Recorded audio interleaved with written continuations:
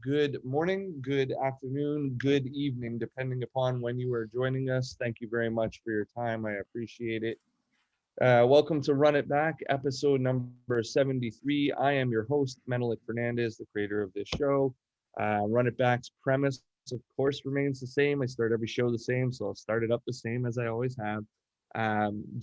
Basically, we take teams that have played previously and we run it back, so to speak, where we talk about how we prepared, what went into our game plan, the build up in the days before the game. We talk about in-game adjustments. We talk about matchups, all those fun things that coaches like and debate and talk over. Just sort of getting into the niche or the intricacies of the game, so we can get a better sense of how to coach, how to be better at it. Today we are looking at the Cardiff Met Archers versus the BA London Lions. It's a game from December 15th, 2019. So it was just slightly before COVID, during the COVID season, and we are most thankful to have Coach Alex Radu joining us, who was with the Cardiff Met Archers for this game to lend his perspective on how he prepared and the adjustments that he made, etc. Uh, Coach Radu, give me a second. I'm going to try my best to do a warm welcome, a decent job of introduction here. You have quite the resume, so I want to make sure I get some things right. Please correct me if I don't, of course. No problems. Yeah, You absolutely.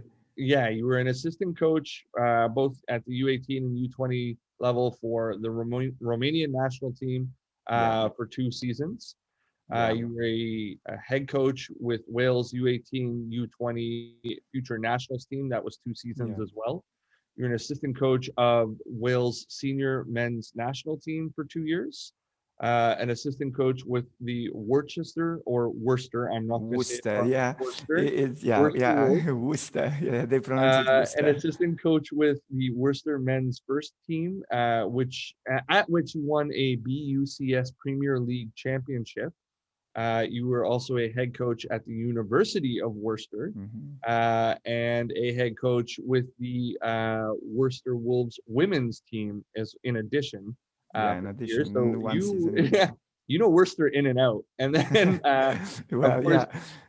you were a associate head coach. An associate coach, and now the head coach of the Cardiff Met Archers The since job 2000. title with Cardiff Archers is associate head coach. So yeah, yeah, Gotcha. yeah. With the Cardiff Met Archers since Archers, ladies. Yeah. 2018. And I do want to take a second and, of course, give you a shameless plug. You are an author of multiple books, of which I will shamelessly put in the description for anybody who's checking out later, a link to them so that you can go and check out everything that he has published. I am very, very thankful to have you join us today. Thank you for your time. Welcome, Coach Radu. Thank you very much. First of all, thank you, for the invitation. It's a pleasure to be in your company. Obviously, we know each other a little bit, just Yes, yes. but I look forward to that moment when we can meet actually in person. Yeah. But until then, I'm really happy to be part of your show and to be in your company and with all the other coaches who are here live and who will potentially have a look at what we're saying, basically. It's So thank you once more time, for once more for this invitation it's and to absolutely give me my the pleasure. opportunity to share some of at least the way I think about basketball and the way I go about For sure. coaching when I do coach, basically. It's such an interesting world because, as you said, we know each other a little bit, and there's some other gentlemen in the chat, etc., as well. And it's the same thing. Like, somebody for 6 or 8 months, a year in this world, but you haven't met them in person just because of the nature of everything. So you Yeah, yeah, obviously we are doing our best through things like Zoom and WhatsApp, etc. But like, it's just an interesting world at this point for sure. So absolutely. Yeah, let's delve in. Talk to yeah. me a bit about your league, where you are in the season, the breakdown of the league itself. Like, for somebody who is over here in North America and is unfamiliar with the BBL, Mhm. give us sort of like a breakdown of what your league Yeah, a is little bit all of a about. context, basically. Yeah, Yeah, please. yeah, yeah, yeah. So I'll focus a little bit on the actual sort of moment in time for the game we're going to look Sure. at, okay? And then we come to the present moment, so to speak, okay? So, yeah, after several years here in Worcester, the Worcester sauce, yeah? Yes. Yes. Worcester as a town, initially when I moved over here in 2010, I was saying exactly the same, like you tried, like Yes. Worcester, you know what I mean? So, but then the locals said to me, "Hey, it's like Worcester, okay? Worcester sauce. Get it right. Get it right. Yeah, get it Yeah. right, exactly." So, yeah. So, in 2010, when I moved over here, obviously I was working with as an assistant coach to the Worcester Wolves, the British Basketball League team, like the top professional league here in England, okay, in UK actually. Mm-hmm. And in 2018, I then got this possibility to go and be the associate head coach, of Cardiff Archers team in the WBBL, the equivalent, like the women equivalent of the men in BBL, okay? Right. WBBL, Women British Basketball League, okay? Now, just to put things a little bit into the context, obviously, we all familiar with the NBA and with like D League and stuff like that, okay? Right. Now, BBL, it's quite clearly like as many other leagues, quite sort of below that sort of standard, okay? And even in Europe, there are definitely more powerful leagues. Depending on what criteria we're looking at, financially, in terms of players' quality and everything, even like sort of having a presence in the European competition and stuff like that. Okay, so BBL is definitely not one of the top leagues in Europe, but definitely not the last one in Europe either. Okay, so it's somewhere Right. over there, but it's decent, good quality basketball because obviously there are lots of foreign players coming to England to play basketball, like on paid professional contracts. Okay, so it's a professional league in that sense. Okay.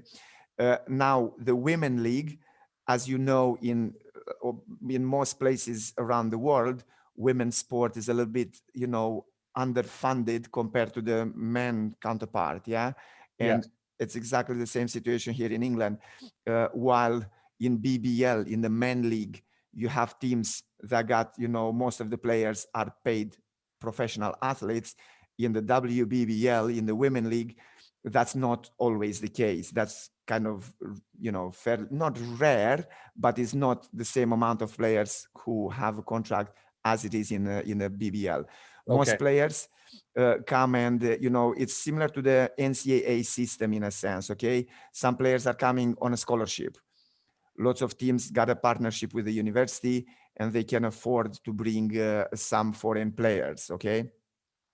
So the standard is not the one to like a WNBA, or not the one like the top Spanish league or the top Turkish league in Europe, for example. But it's not the bottom of the list either, okay? So Right. just to put things a little bit into the context, okay? And obviously different teams, they got different kind of budgets, different kind of resources. And because of that, you can see some of the teams that win the WBBL league year on year, they maybe invest or attract a little bit better quality players, also like individual, but also in terms of numbers, okay, within the roster, if that makes sense. Yeah. Yes. Because you got the starting five, you might have a good team, but when it comes to substitutions and, sixth, seventh, eighth player, and so on, some teams would Might be a struggle. fall off. Right. Yeah. And that we will link that, to the plan, in a second when we look at the clips and stuff like that, because obviously the plan is the plan. You create something, you prepare the game, but then if that plan is not executed and not implemented into the game properly by whoever is on court at that moment, in the game, obviously you can have the best scouting report, the best kind of plan, but it's down then to the players Right. to actually, you see my point? Yes, Yeah. of course. Execution matters. Yeah, absolutely. So yeah, that's a little bit of a context in terms of setting up the scene a little bit for what we're gonna sort of look and discuss on the back of these clips at the moment. And then obviously the discussion will continue and we'll move kind of to the present day and so on and Sounds so on. sounds good. So take me through this game. We're in December of Yes. 2019. What point in your season are you at? How Yeah. many days since the last time you played? Have you played this team previously? Those Yeah. kinds of things. Yeah. Again, let me set up the context a little bit in terms of us first as a team, in terms of like the training days and what's happening in Sure. every session, in terms of what's the plan for that session in relation to the game that's coming. And then I'll put the things into the context of the league, of the moment in time where we were. It's like December. The league usually starts kind of end of September, beginning of Right. October, you know. Yeah. So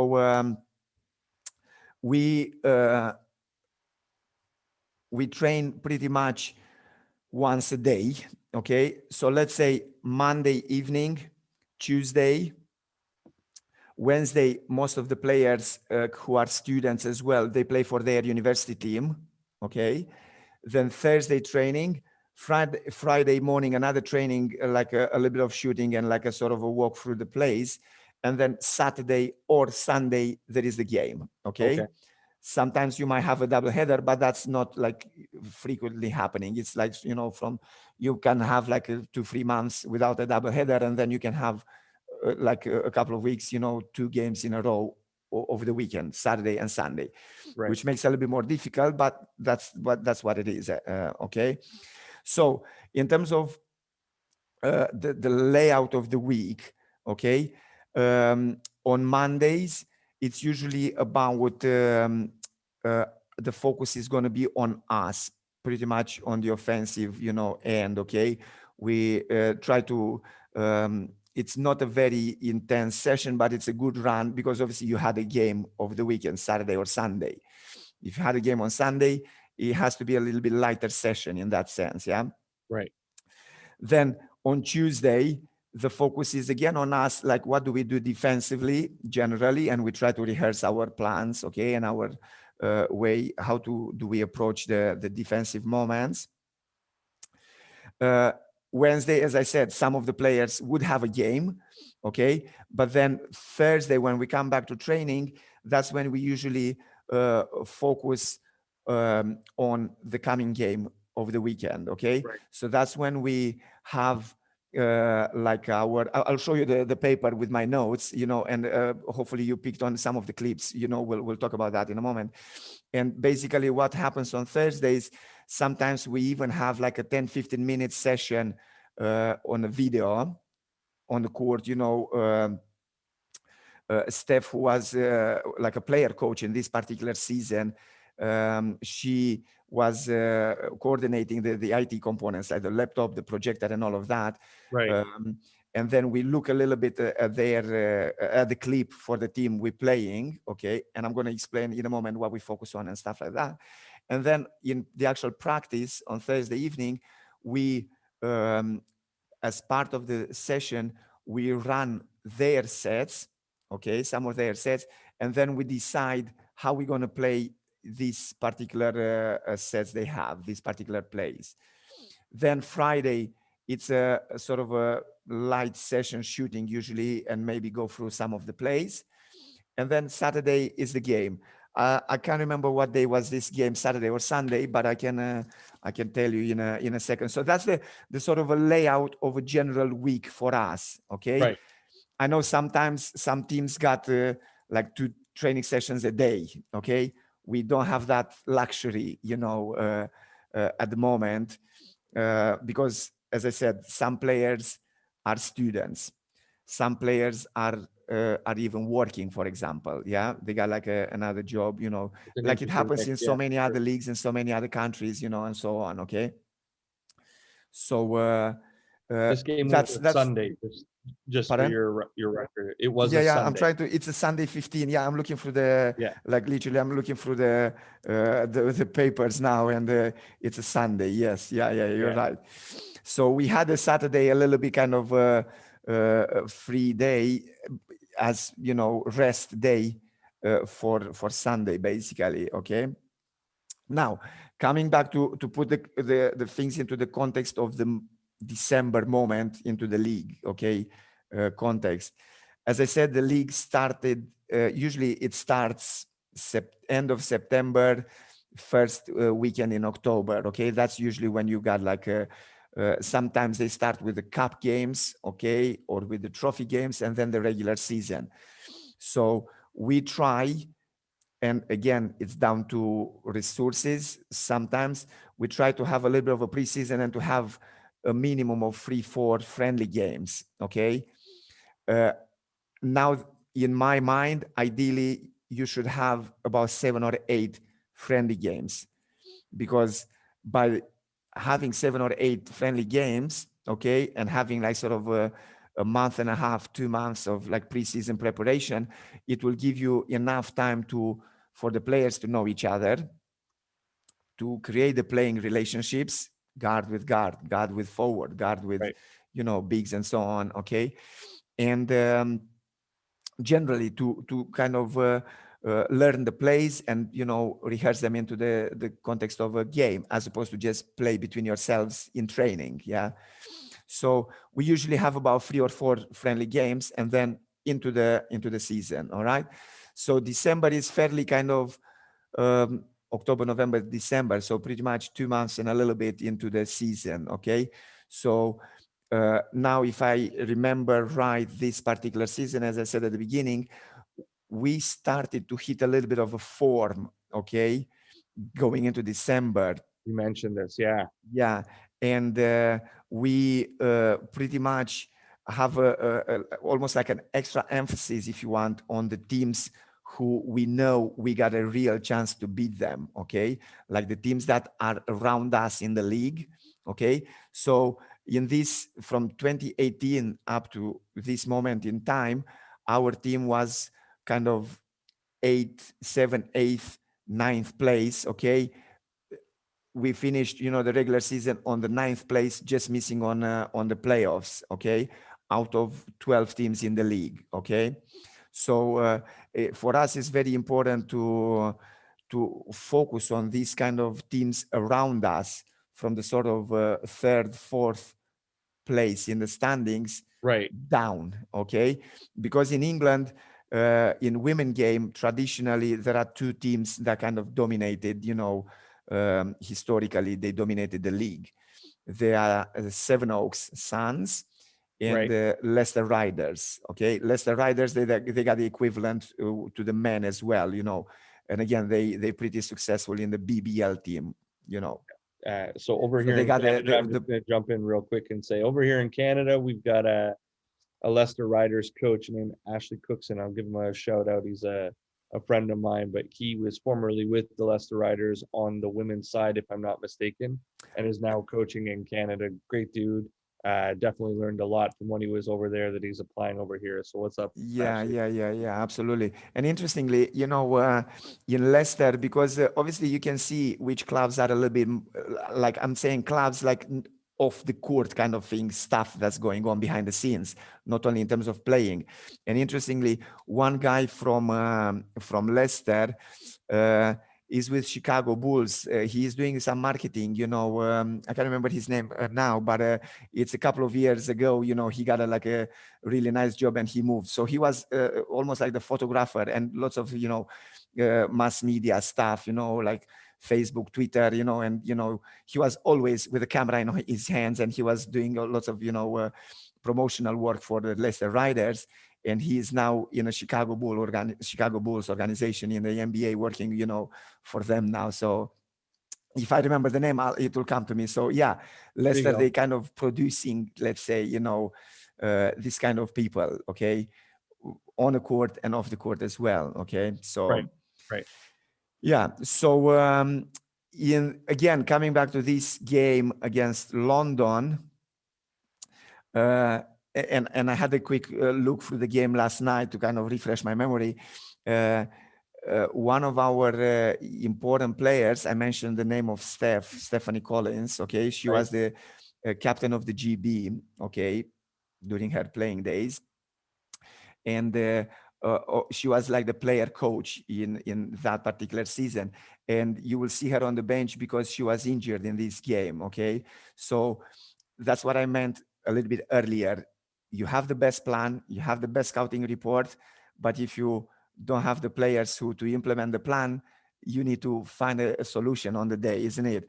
And Steph is one of the starting 5 players, and she brings experience, she brings defensive intensity, she brings she is a very reliable player. Right. And not to have her on the court in that moment in time, it's another kind of uh, piece in the puzzle which you need to kind of deal with, so hello. Yeah.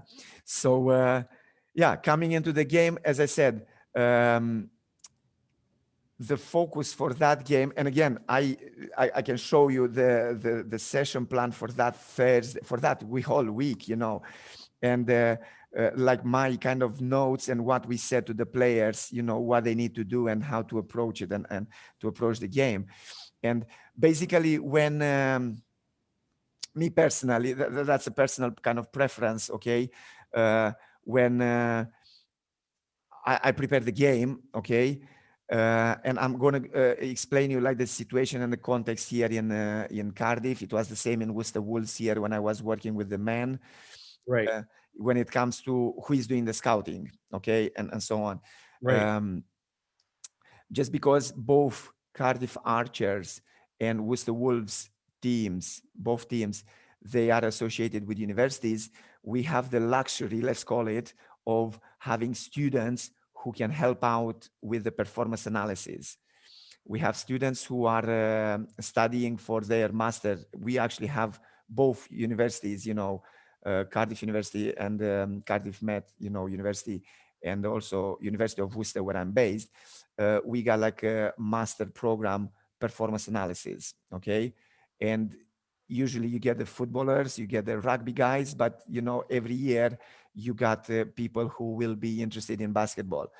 And we usually tell them what to do, what to clip, and they provide us 10 minutes, 8 minutes, depending on how long you want the clip to be, 15 minutes, with what you ask them to do. We usually go for like the main players, the starters, which usually in the WBBL, they are the main players. Some teams, they got like a player coming from the bench, like the 6th player, Right. But we focus mainly on these starters, and we focus pretty much on what do they do offensively. So ideally 3-4 combinations, 3-4 play calls they have, okay? And as I said, we show it to the players. We actually share it with them on a WhatsApp group so that they can watch it individually, so that it saves us the time, because sometimes we might not have that Thursday half an hour before the session available, okay? Right. Right. Yeah, so we kind of maximize the time in that sense we have available, okay? And yeah, we show it, we share it with the players, and then we put on court on Thursday at the training session, how do we actually play against their offenses, okay? Right. And what I'm also focusing, so that's myself, I'm looking at the some of the tendencies they have as a team, okay? Yes. Some teams play a little bit quick up-tempo game. Some teams play structured game, like, they run play calls, they like slow down the game, and they, depending on their personnel, they might have a big or 2 bigs, like the Leicester team I mentioned earlier. They always, recruit really well, or for the position 4 and 5 players, and they have like really tall players and really Right. effective players, So it depends from team to team, okay? Now, for me, okay, and I'm gonna kind of read what I wrote here, okay? Their tendencies, okay, like London Lions at that particular moment in time, in that particular year in the league, okay?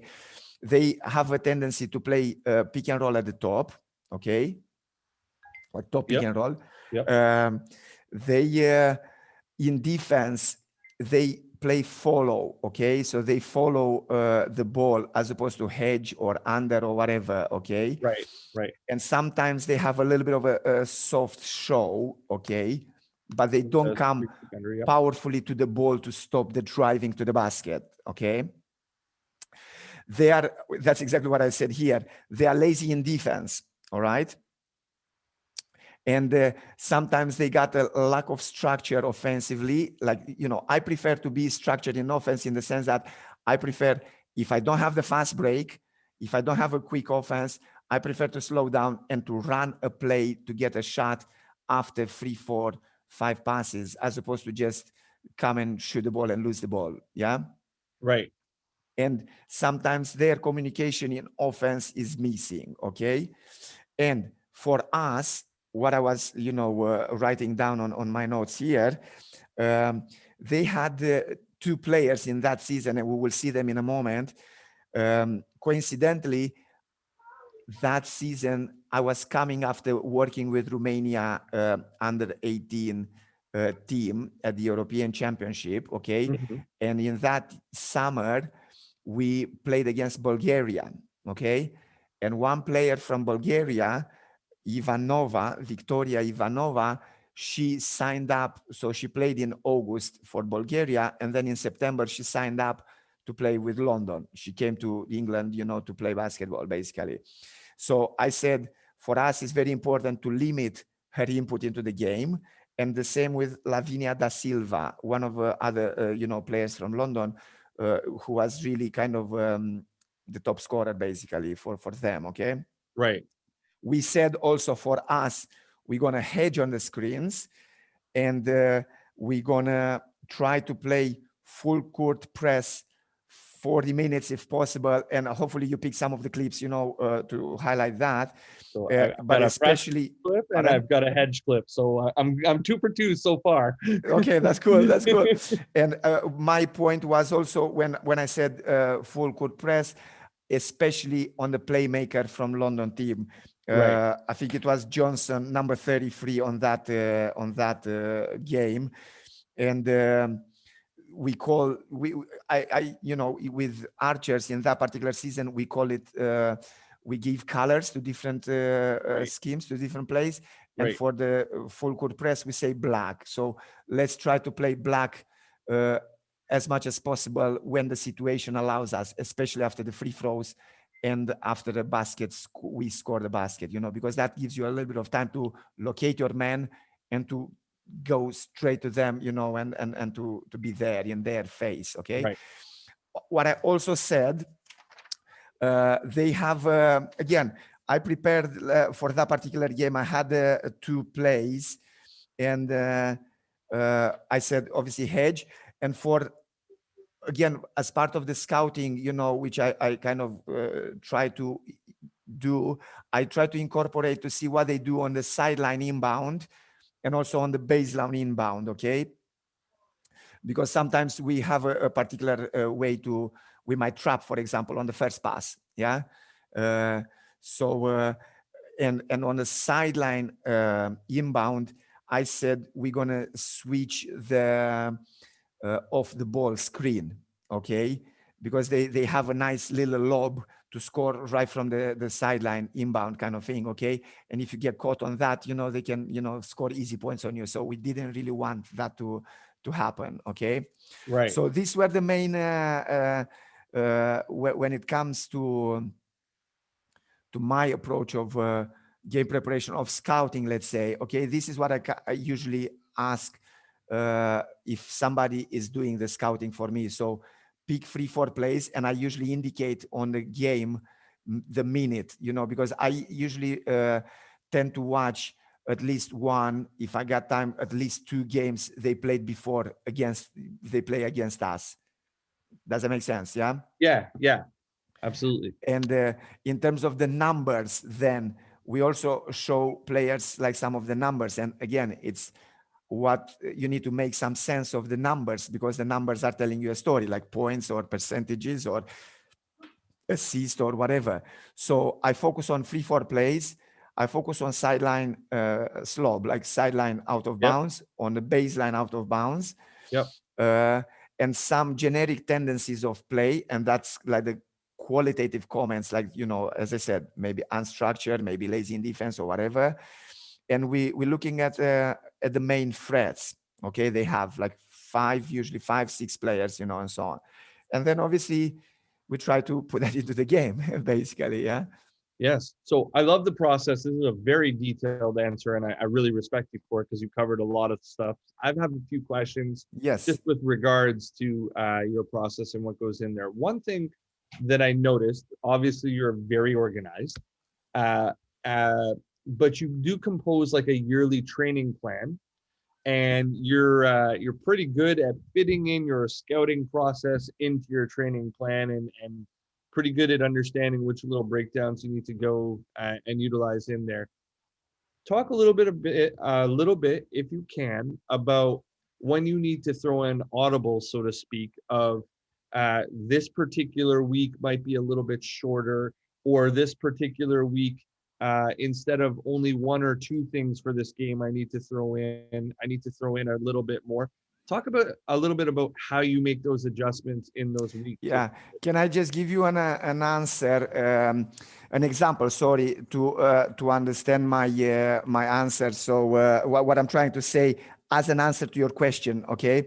Yep. So in 2014 and 2015, I was assistant coach to Romania senior women national team. Right. Okay. And we played at the Eurobasket in 2015. Okay. So we had 2014, the summer, we had 2 months preparation as part of the plan, the overall plan. Okay. And lots of friendly games and stuff like that. Then we had something in December. Okay. We took part in a friendly competition in Italy. Familia Schio, you know, there is a powerful club and they organize it, you know. Right. And then the 2015, you know, the April, May into, you know, June, that was another training camp leading into the actual event. Yeah. I remember, and this is quite interesting, you know, I remember, so I was assistant coach. Obviously, the head coach was doing the talk before the game and stuff like that. Right. So our meeting before the games was usually, you know, 15, 20 minutes long. Okay. And, you know, go through lots of details and all of that. Now, fast forward to 2018, when I started to work with Cardiff Archers ladies team. Okay. Right. When I was talking in the changing room before the game, I tried to keep it, you know, sort of 10, you know, 12 minutes, 15 minutes. And some feedback from some of the players was that it is too long. Okay. So I had to reduce it, you know, to, Right. I don't know, maybe 5 minutes, 6 minutes, something like that. Okay. Perfect. Yeah. Yeah. Okay. So this was one of my next questions about like how long is the actual thing that you're giving them. Yes. So yeah.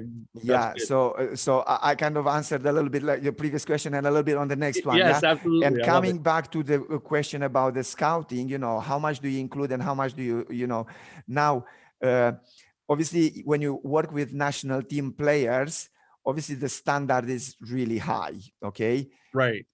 And their attention span is really good. So usually, generally speaking, if you keep players standing still and watching clips and talking to them, I don't know, more than 15, 20 minutes, you lose them. Okay. Their attention is gone. Yeah. Right. So with our, and we also don't have that time, to be honest with you, like in a club level in BBL and WBBL and so on. I know professionally like EuroLeague or NBA, or it's a different story. They got the resources, they got the time, they got the players with that, you know, level of understanding and so on. So the scouting clips, 5-10 minutes, obviously, you know, we stop and you know, show them again and talk and so on. Okay. So it's a little bit shorter, you know, process, but as a minimum 2-3 plays, we show them a few actions for every single player out of the starters, you know, out of the main threats. And, you know, we sometimes might show something we've done well, either running a play really well in one of the previous games, okay, or even like maybe like a good defensive stop. And we show them this is what we need to do constantly and so on. That doesn't make sense. Yes, absolutely. And I guess I answered you a little bit on both questions kind of thing. For sure. So Yeah, you've talked about how this is delivered. You've talked about how you throw audibles. You've talked about what goes in the actual scout and what gets delivered. Let's move into in game a little bit. yeah. So yeah, I mean, I know this game's a little while ago. It's But prior to the world being yeah, different, but you did take some time to review. yeah, And what sorts of things, and we talked about this briefly before we started the recording, but what sorts of things are you tracking on the bench? What sorts of things are you trying to reinforce to make changes on? yeah, What in-game adjustments really stick out in your mind as to like, this is what I want to do? yeah. Uh, just before I answer that question, can I just add one more thing, Please, which will touch on the answer to a certain extent, okay? please. And then I come back to directly, specifically to the question. So for me, planning and game preparation, in a sense, okay, and this kind of concept of scouting, okay, uh, it's equally a focus on, we look at them, we look at the opposition, and we try to see what they do and so on, and we try to find ways of how to stop them. And yeah, but Yes. equally important is also we look at us and we try to sort of, as I said, it's no point to have the best plan, the best scouting report, if we're not implementing it. Okay, so it's also about us in Right. that sense. Sure. Yeah. Now coming back to your question directly, so we talk at the beginning of the game, okay, on the day, on a game day, all right, in a changing room, we get ready, we warm up, and the game starts. And we try to stick to these kind of principles, like what we said. We're going to switch, we're going to hedge, or whatever we decided, defensively. We're going to play, as I said, it's called black, like the name of the full court press. Right. Yeah. So is that constant kind of monitoring of what do we do, okay, in relationship to their, com, comparing and keeping in mind what the other team is doing, okay, because on the day it might be someone else coming from the bench who is a little bit hot, for example, and we need to make that adjustment as we go along, okay. So maybe we paid less attention to this player who is hot on the day, and we need to switch a little bit, the focus, Right. okay, keep the main threats, but hey, don't ignore this other player who is hot on the day, in Right. terms of, assist, in terms of, points, in terms of everything, okay. So during the game, um, I give you another example. I'm coaching, for example, this year, May, June, July, I was coaching my kid under 14s, under 13s team, okay? And I had one of my assistant coaches, I gave him like a piece of paper and a pen, because we don't have stats, okay? In the BBL and WBBL, yeah, you get the stats at end of the quarter, at halftime, and at the end of the third quarter, and at the end of the game. So you got something monitored, monitoring performance straight away, okay? So with my assistant coach from this kids team, I literally have I will try to maybe share it with you to show it to you. And we kind of monitor one possession. How did we win possession? Who got the rebound? Who got the interception? Who got the steal? Who got the block shot? Okay. Who forced the turnover? Okay. Because, for example, that has a play is not on the stats. Yeah.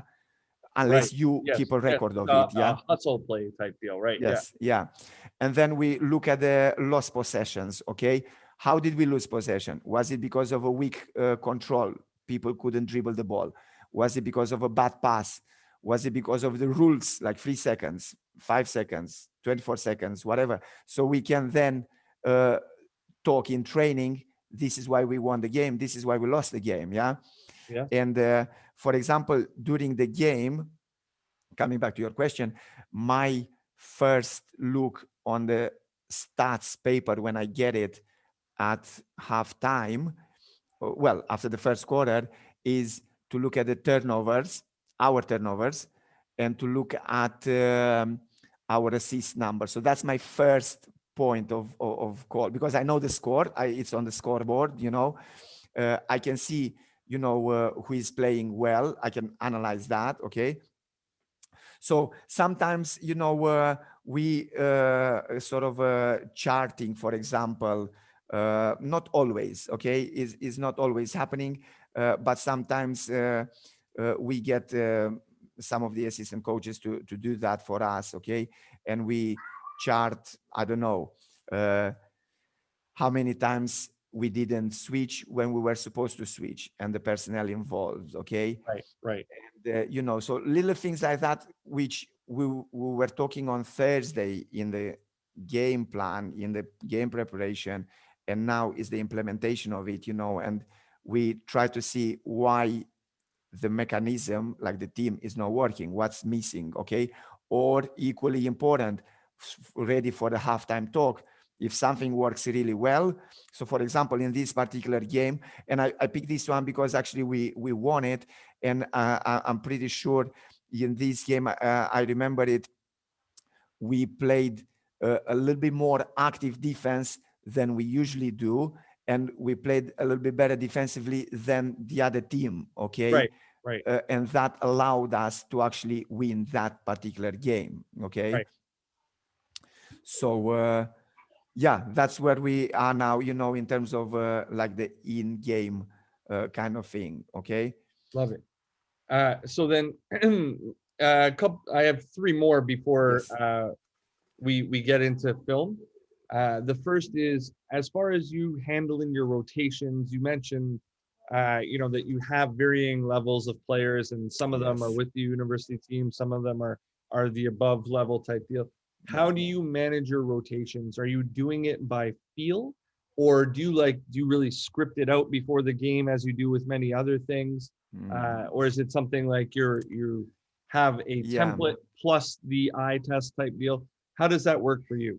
Yeah, me personally, I prefer to also have the feel as well. Okay, but I know sometimes, and again, I was talking sometimes with well, all the time I talk to Steph, and I know she is because you need to understand the context of the team. Okay, as I said, we had, and you will see in the clip, we had a few international level players, okay, the big like the pivot, she Mara, she used to play for Argentina under 19.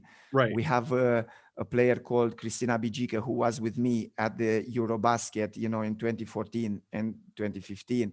right, uh, Obviously Steph, who is like the GB, played for GB, Olympics, and all over the place, and so on, but she was not playing in that game. So it's difficult to kind of and again, it takes time to gel together, okay. That's what I meant. A good preseason will allow these things to kind of gel and to work together as a team, for sure. okay. And obviously we got some young players. For example, we were talking, and we were uh, sort of saying we need to give minutes to these young players, like say 16, 17-year-old girls who we need to kind of progressively throw them into the battle so that they get, Right. the Game exposure, rep. Yeah, So, and also we need to keep in mind, we have, let's say we have 10 or 12 players at the game. Ideally, it would be to give a couple of minutes to all of them to get a little bit of, court time. for sure. Now, sometimes if you focus on the game result only, those minutes for the players from the 8th, 9th spot to the 12th might be very limited. Yeah. Because obviously their input into the game might slow you down a little bit, in the sense that, okay, you get a little bit of a lead, you make a few changes in the personnel, and that lead gets reduced again. So then again, you got a game to play, like right from the start, kind of thing, if that makes sense. Yeah. Yes. So it's a juggling act, it's a balancing act. Me personally, if I would be like the to run the show on my own only, okay, I would prefer to uh, focus mainly on like 7, 8 players. And if you feel like, even coming from the bench, somebody, if you feel like as I said, with the opposition. If you feel like your player is hot on the day, I wouldn't be afraid to change a starter with that player and to give them time, because on that day, on that game in particular, they might hit a little bit of a form. Okay. Obviously, I look after, you see, one thing I do, after each session, I write a few notes for myself. I got a little bit of space on the paper, on the session plan, and I prefer written paper, like old style. Okay. And I make a few notes about how players contributed to the session and where are they, Right. yeah, so that Yeah. coming into the game, I know who is going to be the starter. Okay. And I even, for example, again, if it would be just me running the show, even during the warming up, you can see players who are like switched on and who are like sort of, Right. they mean business, and players who are like sort of floating around a little bit and they don't treat the game, as serious as they can do, Right. and they should do. Okay. And that's a little bit of a signal for me. Hang on a second. If I get this guy on the court, I might have a little bit of a problem in terms of implementing the plan, which we talked about, Right. earlier. Right. You see my point? Yeah. Yes, of course. Yes. Yeah. So it's a combination. Most of the time, with the team, again, you need to remember the context. It's semi-professional game for women, WBBL league here in England, in UK. So as long as we kind of try to focus on the starters and, to get a little bit of a result, you need to keep in mind the players on the roster, and also the other players on the roster, and also these developmental opportunities for players to come and gradually learn the game and increase their minutes Develop. Sure. Yeah. to develop players for the future, so I will thank you, because you actually perfectly segued into what my last question is before we get into a little bit of film. But yeah. I now always ask, do you do anything post game that sort of ties how you prepared to the outcome of the game, almost like a grading of your own efforts to see how. Absolutely. Yeah. And so, like you mentioned, you make notes on some of the players, but what other things would go into that Yeah. post-game report for yourself that you would, wind down everything? Like, would you attribute success or failure to execution Yeah. or I to mean, other things? I got it. Yeah. I mean, again, me personally, in an ideal world, yes, we need to do that. Okay. Yes. And sometimes we actually talk to the performance analysis person. Okay. And we say, this is the game. Usually they share the games. It's available on that platform, usually on YouTube. Some teams are posting it on YouTube, but there is a Right. platform where they need to upload the game, and we get access to the game.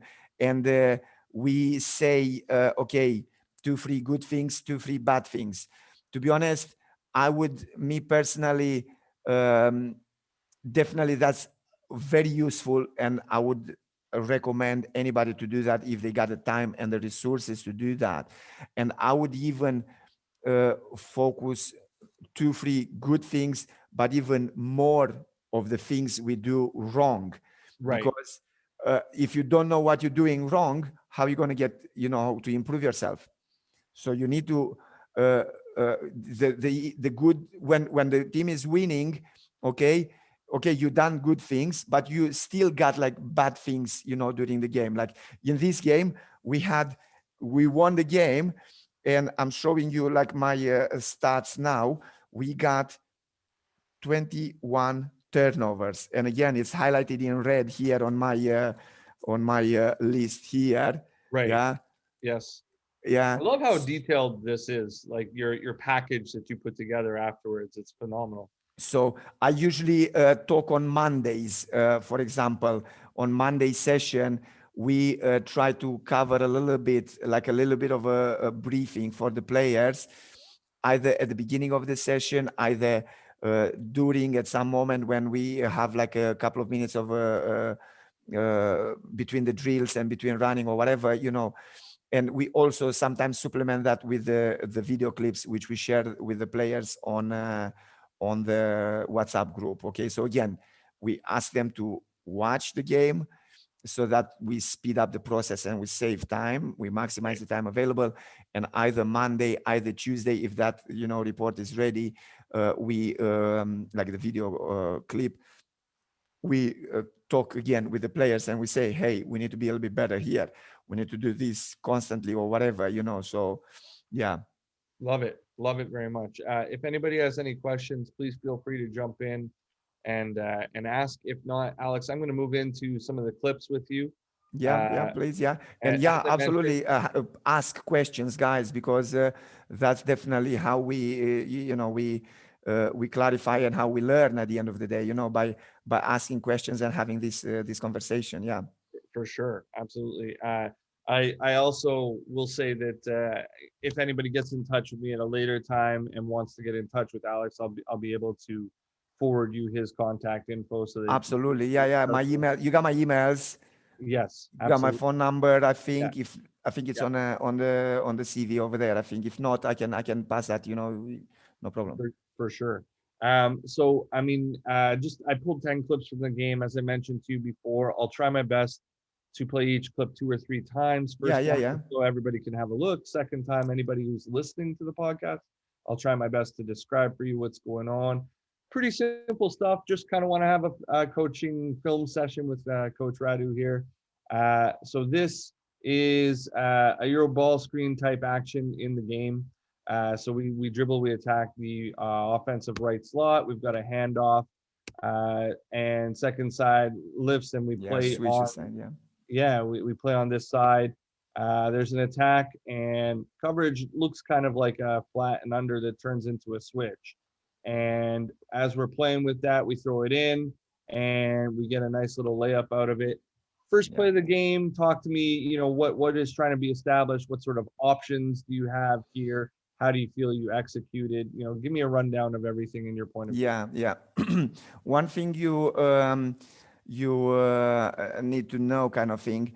I always, when I was coaching this team, okay, in particular, and generally, in England, I always recommend and I kind of I demand from the players to actually get themselves into a position to actually drive to the basket and attack the basket. And Right, in this game in particular, because as I said, London, they play lazy defense. right. Okay. Uh, Not always, but as a sort of a tendency, they don't like to play defense. Okay. They might play, I don't know, maybe once, like a couple of seconds, 4, 5, 6 seconds, 8 seconds, and then they slow down. Okay. They forget about defense. Okay.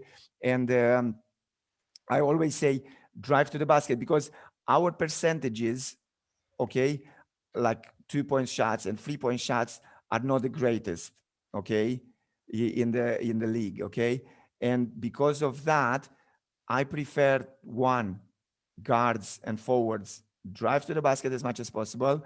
Yep. Two, when we got the position 4 and position 5 players onto the court, give them the balls, especially under the basket, around the basket area, so they can play one-on-one to draw the fouls. That's one of my main aims when we go into any game. Okay. Now, that idea of driving to the basket is not always implemented. Sometimes my players prefer to take shots, and I'm not taking the last second shot when you have to take it, which is like a tough shot to take, as opposed to get a good offense and get a good shot at the end of the offense. Right. Ideally, a layup or around the basket or an open shot like from the floor. Yeah. So So, here, so what happens? Sorry, you say. no, please go ahead. Continue. Yeah. So here, what happens? We come on the right hand side, as you can see, and we have that kind of ball reversal on the other side to simplify the game. From 5-on-5, it becomes 2-on-2 on the left hand side of the screen. Yeah. So if you let it play just a little tiny bit, we see we got nothing out of the action on the right hand side, that handoff. Okay. And we switch the ball to the left. So the player at the top on the left, position 4, position 5 sometimes, okay, she will get into the pick and roll action, pass to the wing. Yeah, you see now she's getting open. So Christina passes the ball to Carsi pass on extra pass, and then pick and roll situation, side pick and roll, okay? And again, Sarah Jorgensen, a Swedish player, she is attacking a little bit to the basket, and then she is passing the ball. Nice pick and roll action, and Carsi is sorting it out under the basket, that situation. Right. Now, as an option, you can see that if you freeze the screen now, we got two players completely opened on the weak side, so to speak now, yeah? And we can argue a pass could be a good option as well over there. But I always say to the players, if you attack the basket, the minimum you need to get is a foul. Ideally, you need to score and to have an end-one situation. If not, score. If not, at least a foul, but don't lose the possession, okay? Right. And especially in the situation like this, when we got two people queuing to receive the pass and to have an open shot from, from the open field, basically, yeah? Right. So eventually we scored out of this action. So lucky for us, okay? With this, like I have one more that has sort of your flow offense, your Euro continuity, whatever you want to call it. Will you script out in terms of that where you want it to go, or are you just trying to get multiple sides and have the players figure out something? Yeah. Another thing which I kind of keep sort of saying to not only to these players, but to the teams I'm coaching generally. So you see the action in the right hand side is this was a little bit of a kind of almost like a transition play, but then we slow down. So we have that handoff situation here on the right hand side, and I always say players, initiate the action, see what you got. If you have nothing, swing the ball onto the other side, okay? So that we simplify the game, okay? Go into the 2-on-2 game. We have generally good attackers in a pick and roll situation. People with the ball, they attack the basket, and also good rollers in this situation, okay? And I don't know if you got any clips with Mara, the Argentinian player inside as well. But even in this clip, we kind of see the pick and roll action happening nicely, and we hit the roller and we create out of that. Now we try, depending on the play, we got plays where the action can happen on the wing, like free throw line extended or 45 degrees, how I usually call it, at the top, okay? Or, we just sort of have to read, and, if the play breaks down, the idea is don't freeze the offense. Try to keep the ball moving, swing it on the other side so that maybe we create something, on the other side. Because what usually happens, if you swing the ball obviously travels quicker and faster than the defenders, especially at this level, okay? So we might create something out of just a simple pass, look for the extra pass all the time, as opposed to just get stuck in and freeze the offense. Right. Okay? Yep. So here we go. I'm going to move to the next clip. It's the pressing. It's early in the game. Yes. It looks like a 1-2-2 formation. Yeah. Sorry, you say first. I was just going to say, take me through sort of like your teaching principles, if you're trapping for aggression or if you're just trying to waste time. Like just give me an idea of what you're looking for. This clip, for anybody who's listening, there's that first trap sort of in the offensive right end of the backcourt. I guess it would really be the defensive left part. So I don't know. How do you determine that in the backcourt? No, left absolutely. Side of the floor offensively in the backcourt. Excuse me. And then you get trapped. They get the ball to the center of the floor, and they unfortunately do get a numbers advantage and score. But take me through sort of like your principles, where the breakdown happened, and what you think of it. Yeah, absolutely. So one thing I mentioned to you early was that as like sort of a game plan for this particular game, we said man-to-man press. Okay. Now, obviously, if you do that constantly and all the time, you become predictable. Okay. And as a kind of a surprise factor, we have this 1-2 2 almost, okay, or 1-2-1-1. It's 1-2-2 actually, okay, zone press kind of thing. And the main aim really is to one, to slow them down ideally, okay, to get the ball out of the hands of their playmaker, okay, because if the playmaker got the ball in their hands, they can run the show and they can run their plays, and we don't want that to happen, if that makes sense. Yeah. And this play here, we say, okay, we can trap on the first pass, but you can see that pass goes quite easily out of that little trap we have over there. And that's when we got caught, the initial moment, okay?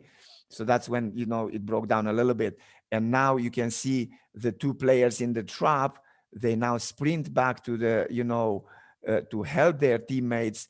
But the player, you see the 32, the yellow player 32. This is the Bulgarian girl, Victoria Ivanova. We now have a player in the central circle, right in the middle, yeah? And Yes. now she will potentially need to look for the next pass. But if you let the play going, yeah, she goes to the left on the sideline as opposed to protect the look at this now, stop. Yeah. So she, by going to the left, when we don't really necessarily need to cover that fully, we got exposed over here on the right hand side now. Yeah. Yes. And that allows, is going to be like a 2-on-1 fast break for London team, basically, because by the time we recover, okay, Karsi steps to the ball to stop the penetration to the ball. Yeah, you can see now. Arguably, Karsi could be a little bit higher on the free throw line, maybe, okay, to slow them down.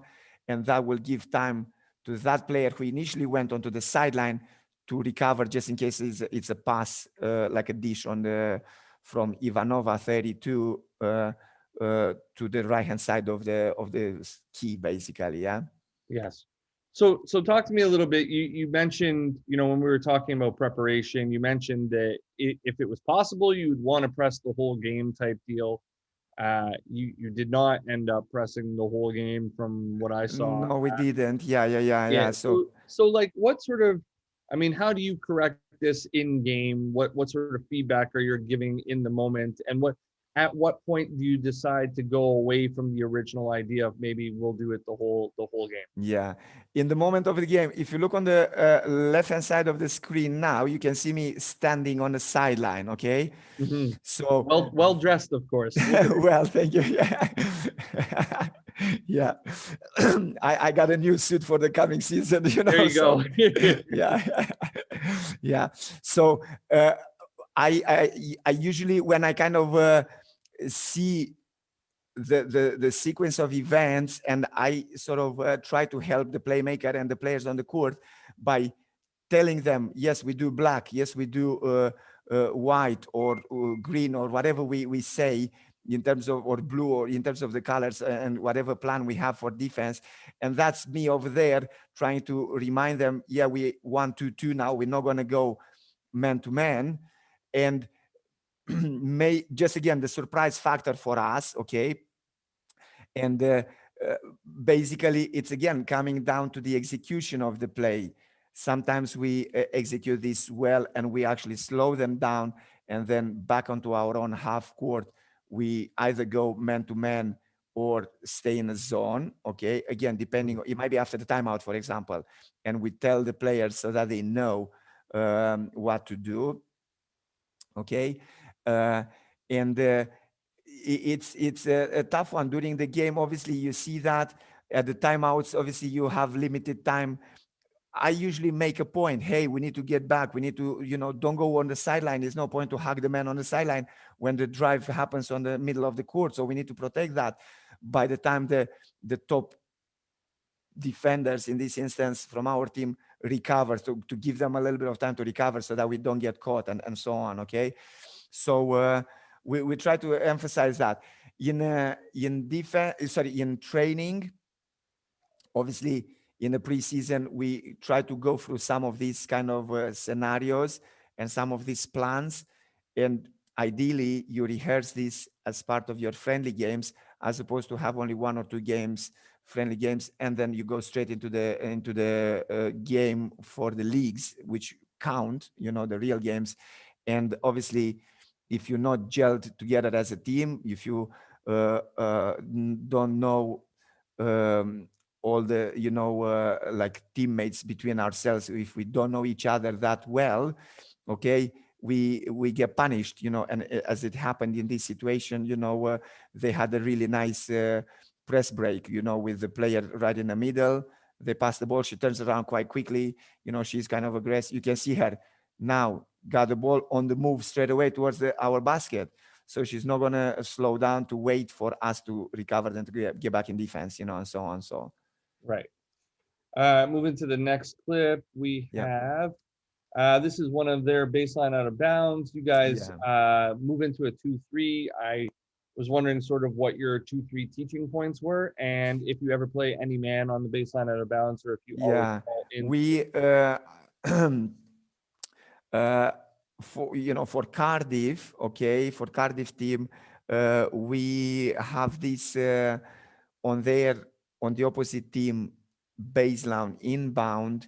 We usually go for zone, okay, like the free two, because lots of teams they don't have a good offensive set against a zone, okay, from the baseline inbound straight away, okay.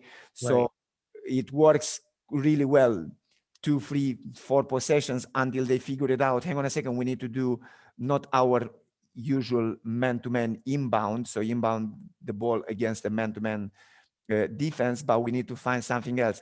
And that for us works well, because we usually the other team will get a tough shot out of that. Okay, now, okay, they are a little bit open. You can see Christina over there. She challenges the shot. Okay, but she's a little bit late recovering. Yeah, she is going too high on that kind of line of free at the back. Okay, and that gets the London player the opportunity to take the shot. She missed in this situation, but at least, again, it was a very quick offense, and we try to force this kind of very early, unprepared shots in a sense, yeah.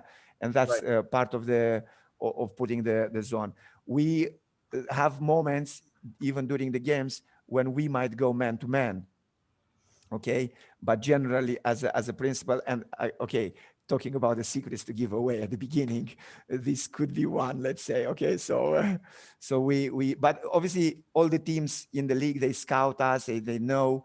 Some coaches take advantage in the sense that they prepare an inbound against a zone as opposed to just any inbound. Okay, just get the ball in and try uh, to uh, to inbound the ball so that they don't lose the possession from the sideline, and then create something out of their usual plays. Yeah. Right.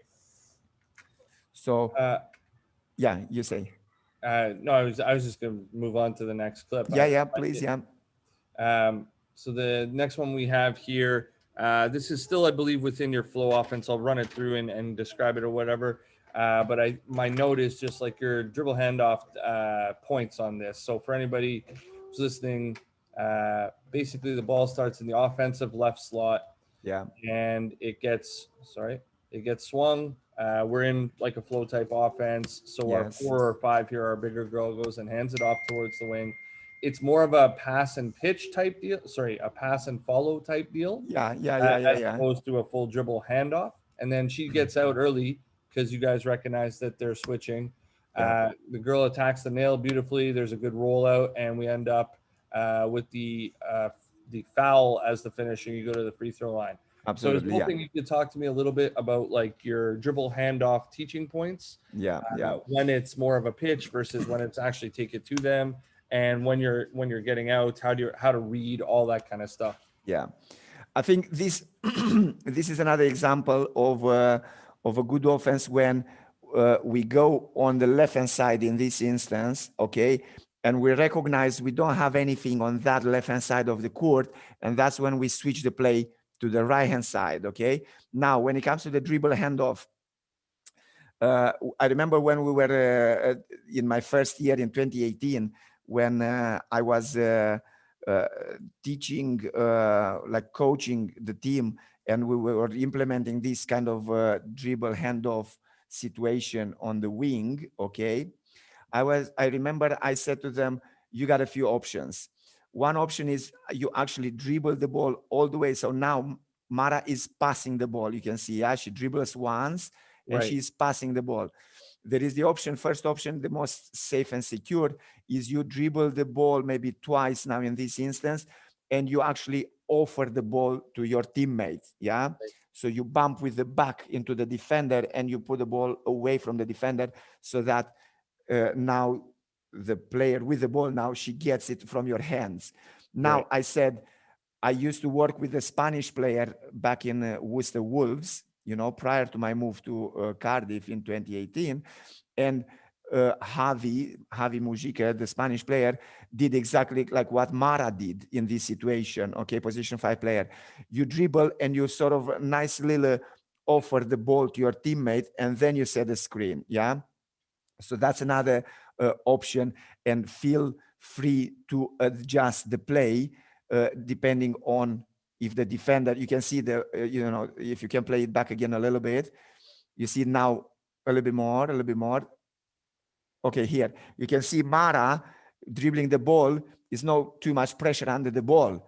Yeah, so Right. she is allowed almost to make that pass.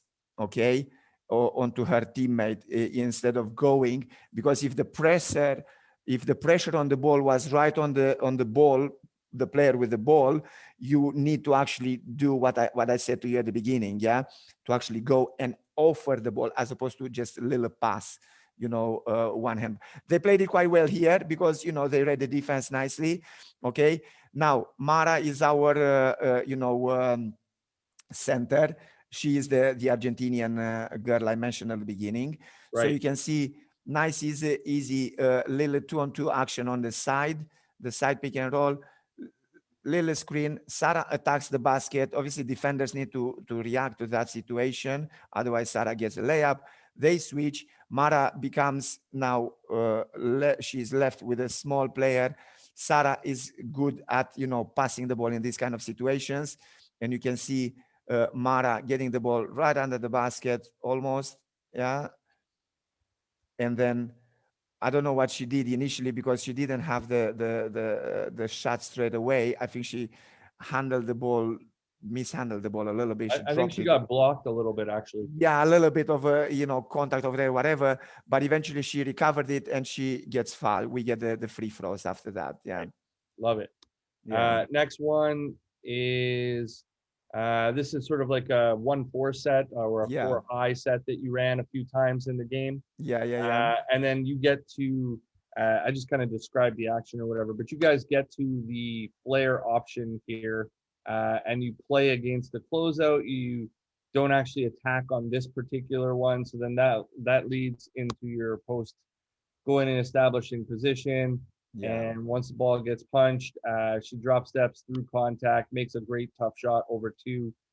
Sort of my question is, when do you decide to run this set? And then some options within yeah. it in terms of playing against the close, or when you decide to actually post versus not post, because it looks like you Absolutely, did yeah. make a switch in there.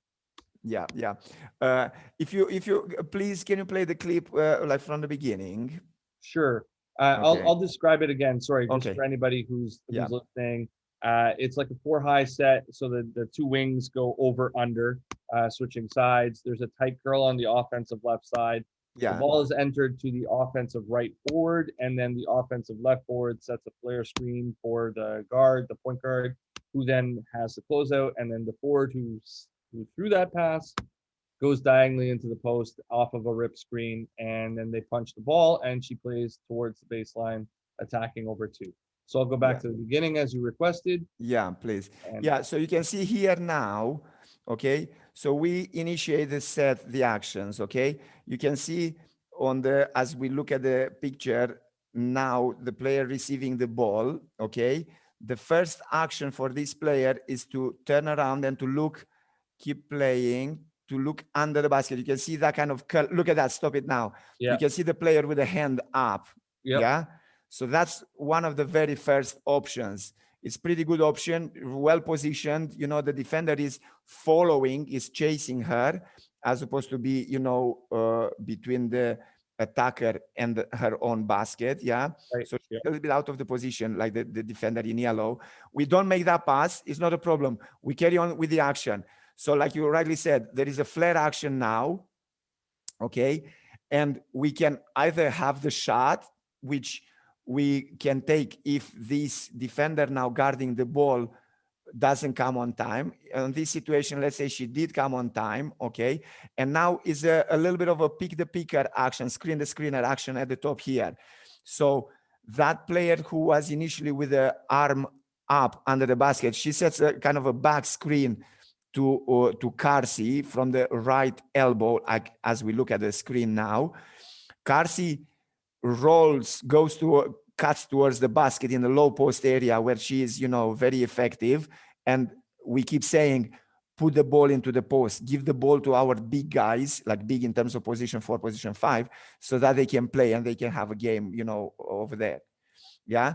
And then if that's not an option, you can see here at the top a little bit of an elbow in the face. Okay. But that's okay. We can live with that.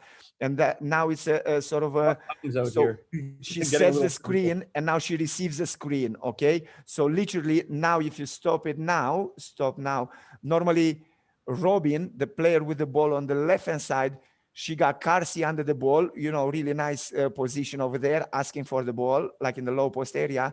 And we got Sarah coming right at the top of the key of the 3-point semicircle as option number 2 for the ball handler. Okay.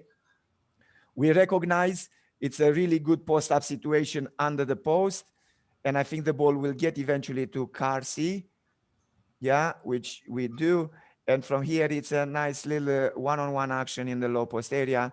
And she's finishing with the basket. And I think now, if you see me and all the other players, we are happy. But I am actually, I think that's going to be like a man-to-man full court press after this, you know, play straight away. Because we said after we score, every single time we try to stay man-to-man, you know, so. So Alex, I got a question for you that's a little bit like outside of the game. When you teach a set like this with multiple options, pardon, say again? When you teach a set like this with multiple options, do you give your players many or all of the options, or do you kind of let them play within it a bit so they get the feel of what's supposed to happen? No. Me personally, I prefer to show and to illustrate these are your options. Okay. And even if you run, we sometimes run 5-on-0. Okay, we run the play, and then 5-on-5, the defense is waiting at the other basket, okay, to run the plays. Even on the 5-on-0, I always tell the players, you got the player with the ball, you need to fake the pass. That tells me you've seen that option. Right. You see what I mean? Right. Even in a 5-on-0, we don't pass it early over there. You know, as we've seen, you know, that curl, okay, around the two bigs at the top, that curl under the basket, and the hand up. Right. There. Yeah. Yeah. Right here. Yeah. If you can play it, and you know which one I mean. Yeah. Yeah. Here's your curl right here. So like in a 5-on-0, it would be exactly. So that's the first option. Okay. Yeah. That's the Karsi with the ball now. She needs to, she's turning around a little bit. Maybe not a great position for a pass, but we need in training, in 5-on-0, I want Karsi to fake that pass. That tells me she has seen that option available. Right. And we don't pass it early in training. We run the play all the way down to the end. Okay. But in the game, that's easy a pass. So always players, you know, if they recognize and if they decide, yes, that can work, and if they feel it, pass it early. If we can score after, 6-8 seconds, it's no point to wait until, 14, 16 seconds, in our offense, if that makes sense. Yeah. Sense. Yes. If the defense lets you, okay.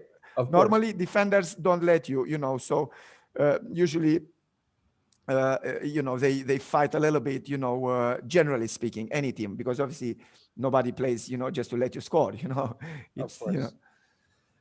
This one was my note says good defensive possession. yeah, I like this. This was your full court pressure. This was yes, man. So I mean, we shut her down. We don't turn her, but we do shut her down on a drive, and then there's a pass. So it's an attack of the offensive wide right slot, and then the ball gets moved into the high right slot. And then there's an attack, and yeah, they get inside the 3-point line, but it's a stunt and recover type deal to the offensive right corner. The ball gets swung up top. Their action continues. They get second side, and the closeout. Your girl gets a little bit hung up on the screen, yeah, she does, but yeah, manages to cut it off and forces her into a non-paint contested two. So I yeah. liked the possession overall. Talk to me about what you see, and then the one question that I wrote in there is: are you at this instance right here on the penetration?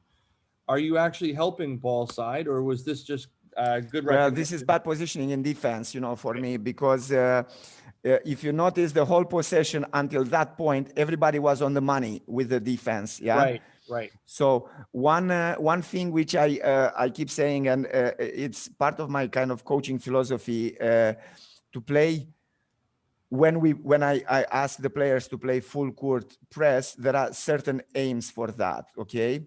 right, First of all, is to uh, determine the opposition to arrive at our end tired, to right, arrive at our end kind of after having to fight a little bit at the limit of the 8 seconds violation. right. Okay. Yeah. And Yep, that's the first aim we look for, okay, which we did quite nicely because they slowed down as well. But, my defender was with the ball all the way. If you play back the clip, you can see me with my hands on the side like this. And that's for me. Look at that. Yeah, you can see right next to the ball, I'm with my arms out. That's what I'm saying to reminding my defender to get her arms out so that she's not falling, she's not right. stealing, but just to maintain the pressure. Okay. So Yes. she's still in a great position. Now, when the ball gets passed, okay, so we still man to Okay. man. We don't do anything. It's no screens or anything right now. It's a little bit of a screen on the weak side. Yeah, but we kind of Yep. deal with that. So we don't necessarily change it because it's Mara. So we said our position 5 player, you don't switch. You just try to fight your way either under or over, whatever, if it is a off the ball screen. Okay. Now, if you look at the defensive position on the ball now, we just get beaten so easy. Yeah, she's Yep. out of the position. Look at this. So completely out of the position. It's a 1-on-0 layup over there almost. Okay. We have a little bit of help, like same side, like ball side, help a little bit, like stand and recover, like you mentioned. Yeah. To Yes. force that player to catch the ball, which eventually happened. And she's kicking it outside, like to help our teammate if, she got beaten kind of thing. Right. Okay. Yeah. And now, if you see, she is losing her man again. If you play the clip, and because of that, look at where she is in relation to the ball, in relation to her player. And she got into the little type of screen over there.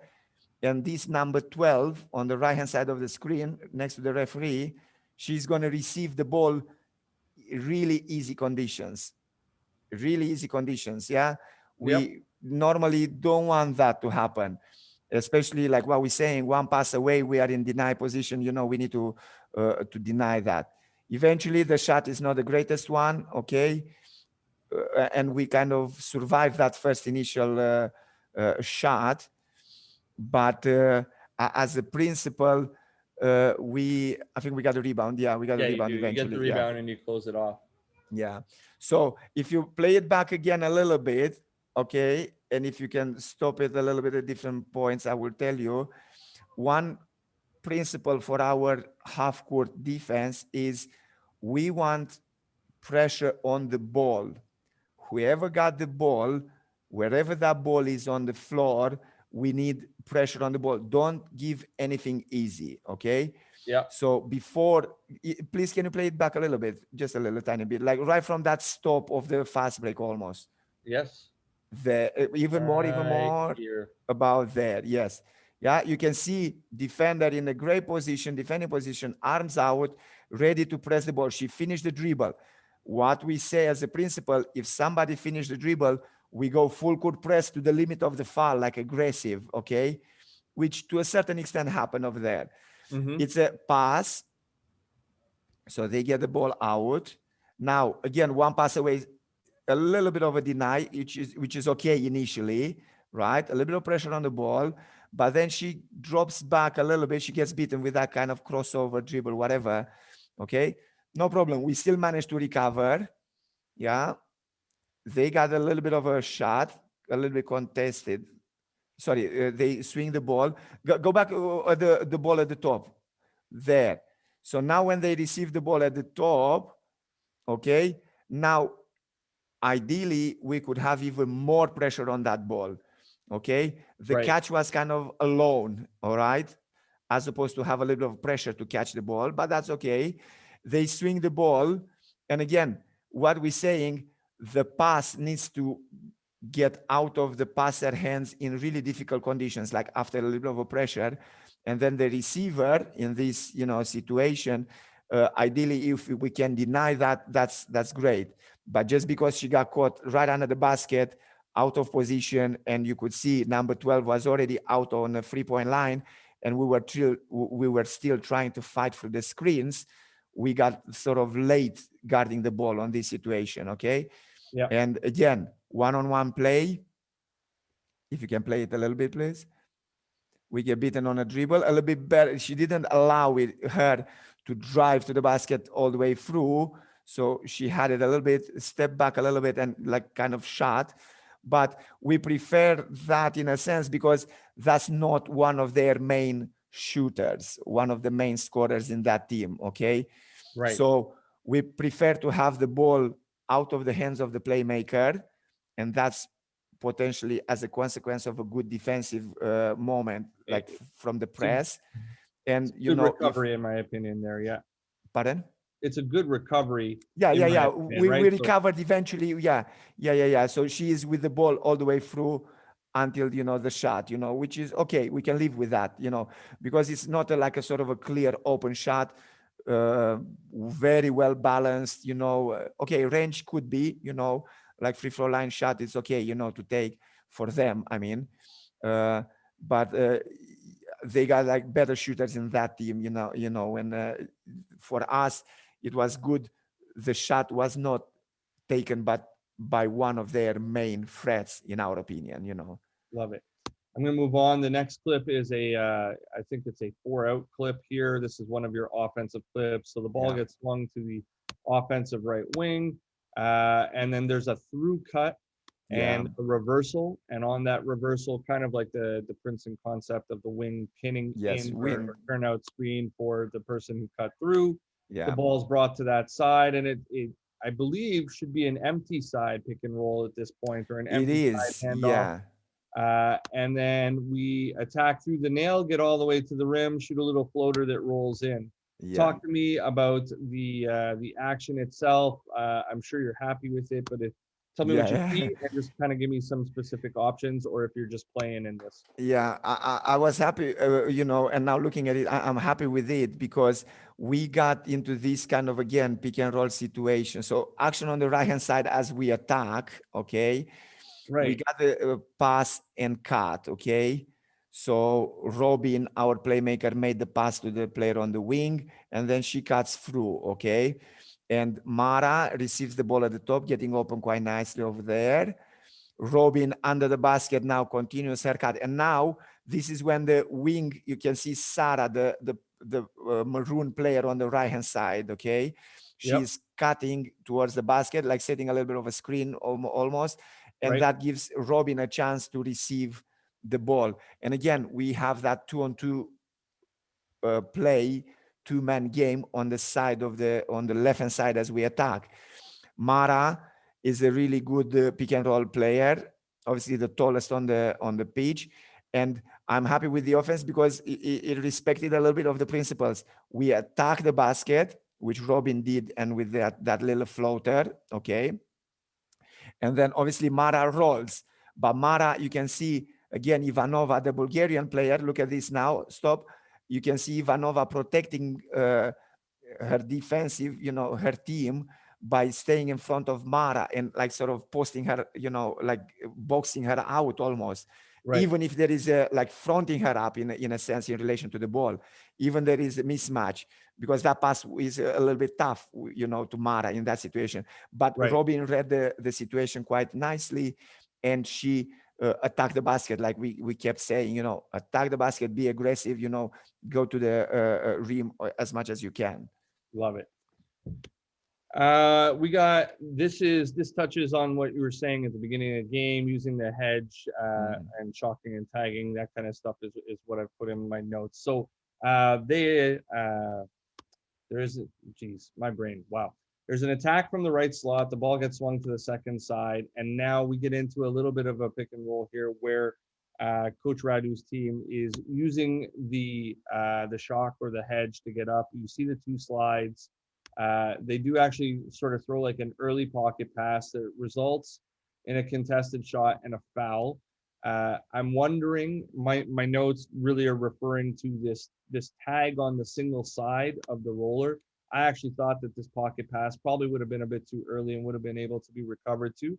But I'm wondering if this is your defensive strategy to be tagging from this player here. Yeah. If that's something that you guys teach in this, and what you think overall about the hedge, the quality of it in terms of the slides, the stopping the ball, the taking away of the angle, the space that's left. Yeah, let's speak about the hedge first, like the sequence Sure. of events, okay? Sure. So here's your hedge. Then we Here. talk about the help, okay? Where is it coming from? And is it, okay to come from there or whatever, okay? So the hedging action, we said, Mara, again, the Argentinian player, okay? Mara is one of our best defenders in terms of hedging, okay? Because obviously she is really tall and, arms out, big position, like in defense, is difficult to attack her like on a drive, okay? And in this situation, it's not probably the best example of a good hedge because she was more like a little bit of a sort of a soft show, okay? So, Right. you are in that place, but Mara is not looking to attack the dribbler, okay, to force her, to push her back, to dribble back 2-3 dribbles. Right. Yeah. So for me, it was okay because, again, okay, they set a good screen and they read it quite nicely in that situation in terms of that little pocket pass you mentioned, okay? Potentially too early, a little bit late, maybe that's their business. I'm happy with, know what I mean? As long as we did what we were kind of supposed to do, okay, which was okay. Now, coming to the help, normally, as a generic principle, we say, obviously, the help is coming from the weak side, okay? Right. That's normal principle, okay? And that's that's how most of the teams play and stuff like that. But I think in this situation, I think Carsi, the player from the same side who comes to stop the roller, yeah, if you look over here, she received the pass. Yeah, that's exactly Carsi. Yeah, stop. Okay, I think she's doing a good job. It's almost like a switch with the player you got the arrow on, like with Sara, the Swedish player. Okay, so if they don't have the layup, which we kind of eliminated the option of a layup, like 1-on-0, okay, to get caught. If they pass the ball, Sara they can switch between themselves and she can go on the like outside on the far end of the court, of the left hand side pitch on the pitch over there for that additional pass. Carsi potentially even sooner she could come. I don't know. The referee said it's a foul on this situation, but I would say I think Carsi played it reacted okay to this situation, reacted well to this situation, so that we don't give the layup 1-0 after that roll, after the pick and roll, okay?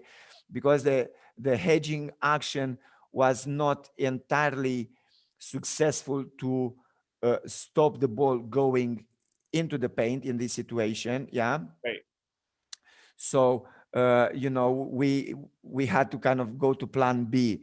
Now, as I said, we usually tell players to actually help from the weak side, and usually but just because the ball is kind of almost to the central line of the court, okay, just slightly to the left on their offense, okay, I think that's what determined Carsi to come, okay, and to that's the difficulty with these top pick and roll actions. It's difficult to establish the help side, the I weak agree. side, and the ball side, isn't it?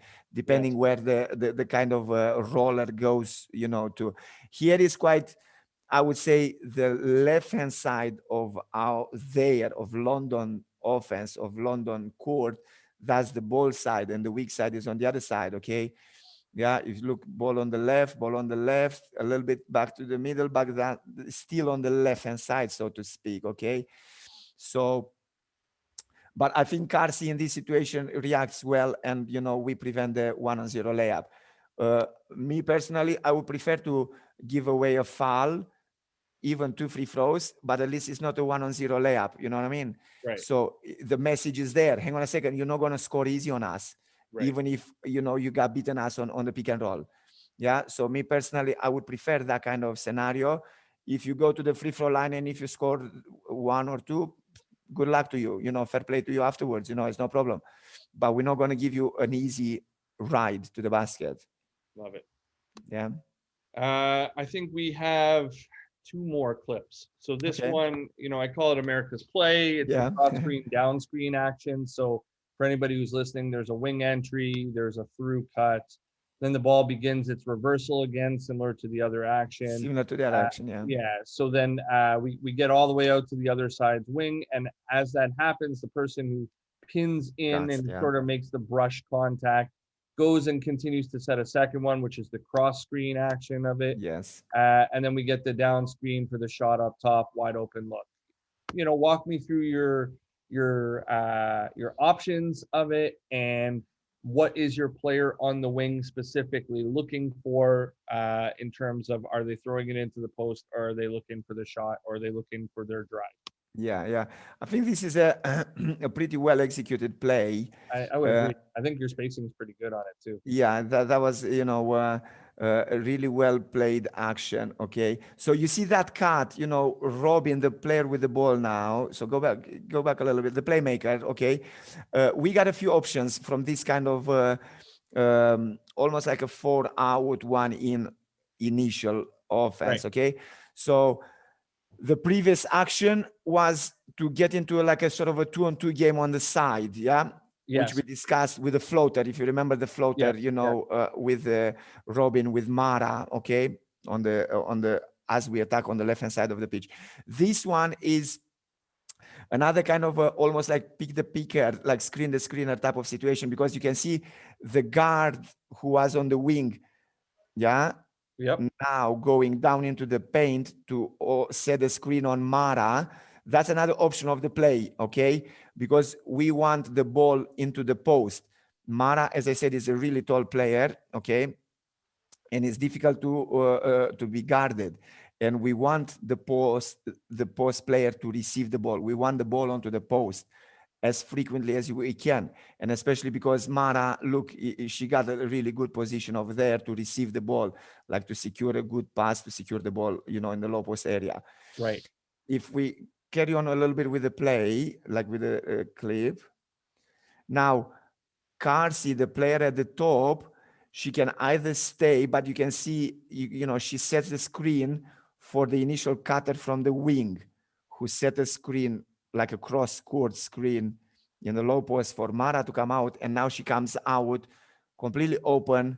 Okay, her defender, you can see her right in the middle, exactly where the arrow is over there. She probably forgot about playing defense, about following, Sarah. We get an open free, and then, we scored. So we scored. Okay, we don't get the ball onto the post to Mara, but we got the open shot, which we look at to get basically, yeah. Yeah. And that actually is a pretty good play, So Yeah. we Well, can, that shows we can play. Okay, we can run plays, from time to time. We can run plays really well, and really, good passes and good execution, and so on. So love it. Next one is this is a defending clip. It's a high pick and roll. They get a switch that they want, and I'm wondering if you guys do anything with like scramble switching, or how you would like to neutralize this switch, because basically what ends up happening for anybody who's listening, the ball's offensive right slot gets dribbled towards the center of the floor. While the ball is in the point, the big rolls deep. They relay uh, through the shake and into the post, who just has a size advantage, drop steps, and finishes.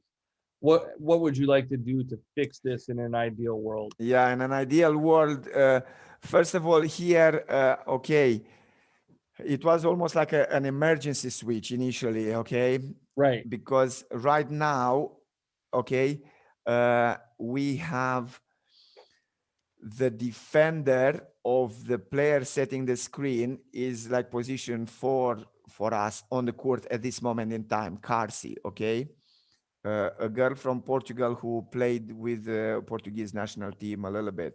So she kind of decided to switch.